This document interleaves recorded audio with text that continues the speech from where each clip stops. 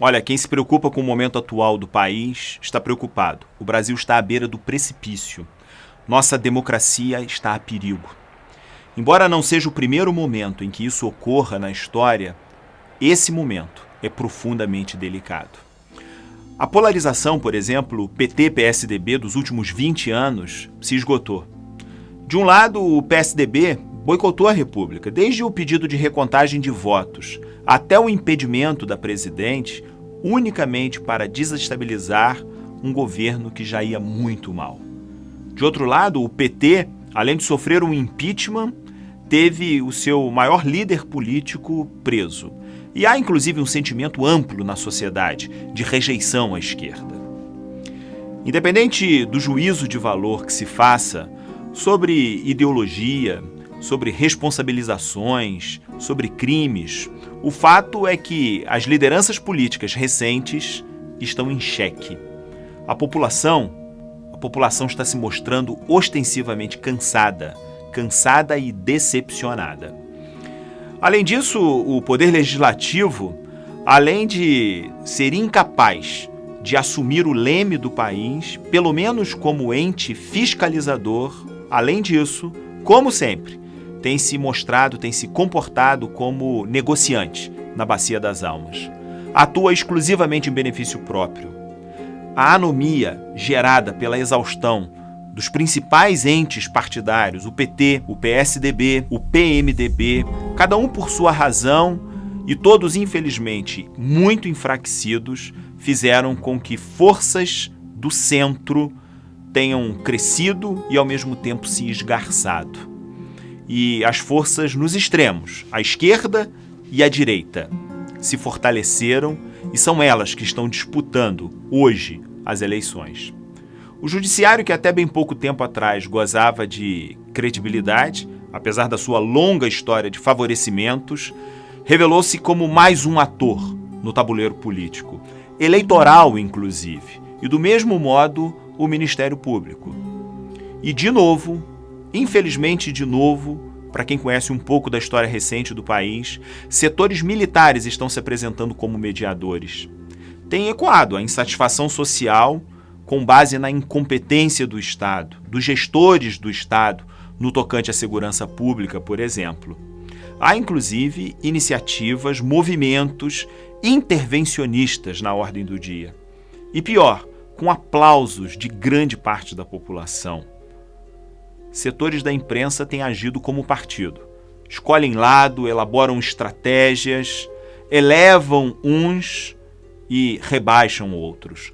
Atuam como porta-voz e, ao mesmo tempo, como mentoras de tudo isso que está acontecendo. A imprensa é a grande instituição ideológica desse momento. A notícia tem se tornado propaganda. As redes sociais potencializaram essa notícia propaganda e deram voz às multidões que, historicamente, ficavam silenciadas. E aquilo que prometia ser a democratização da informação tornou-se uma arena de embate, de rancorosidade e de muito ódio também.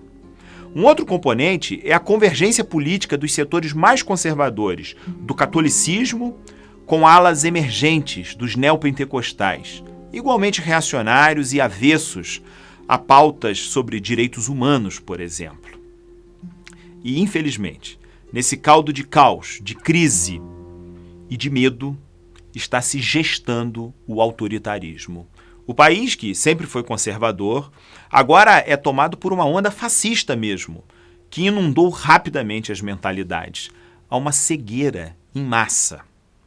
A crise econômica criou a expectativa de intervenções messiânicas no Estado, ao lado, por paradoxal que isso pareça, da repulsa, da rejeição com relação às iniciativas de inclusão.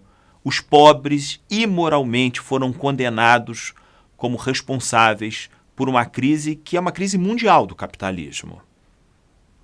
As denúncias de corrupção causaram repulsa ao jogo democrático e à própria ação política. A política tem sido vista de forma muito negativa por causa da propaganda de corrupção. O país está mergulhado em retrocessos econômicos, políticos e sociais. Tudo fomentado por uma pauta neoliberal, que atende a interesses de grandes conglomerados transnacionais e que fazem aqui no Brasil uma espécie de laboratório. Ações que em outras sociedades liberais inclusive, não seriam realizadas, aqui têm encontrado chão. O sequestro do pré-sal, por exemplo, é o símbolo, é a moeda maior nessa negociação. A política tem andado a reboque da economia. A política serve à economia nesse momento. As salas de aula são alvos permanentes de controle, de censura.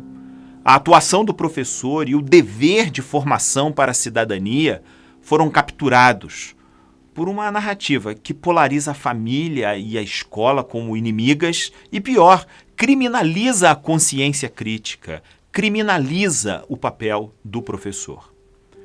Se os números das pesquisas recentes se configurarem acertados, infelizmente, qualquer que seja o cenário dos próximos 4 anos é trágico, dramático ao mesmo tempo. Se vence a extrema-direita, haverá retrocessos institucionalizados que nem uma geração toda dará conta de revertê-los. Se for a esquerda, amargaremos mais um bom tempo de plena desestabilização política no país. O que está em jogo, notemos bem, não é apenas, antes fosse, um projeto de poder, um programa de governo. O que está em jogo é a própria democracia. E, infelizmente, o que está em jogo é o próprio futuro.